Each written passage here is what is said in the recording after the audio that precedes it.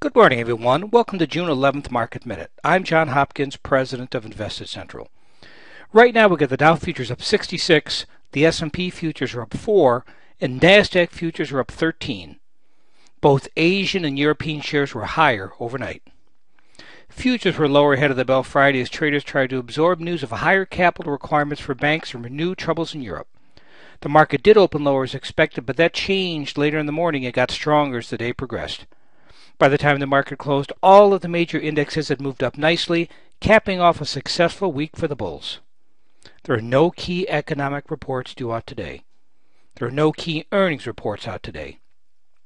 On the S&P, we've got the 20-day moving average at 1319, the 50-day at 1356, and the 200-day at 1288. The S&P closed at 1325 with support at 1266 and resistance at 1329. Early on Friday, it looked like the bears might grab control of the action, but that didn't last long. Instead, buyers got up their nerve with the S&P closing handily above its 20-day moving average and setting the market up for higher prices. Should the S&P clear last week's high of 1329, the bulls will then aim for the 50-day moving average, now at 1356, a level not seen in a month, where there's likely to be a big battle. Here's a bully trend fact. For the 24 years ending December 31st, 2011, the 11th through the 15th calendar days of the month have produced 579 up days on the Russell 2000 and only 447 down days.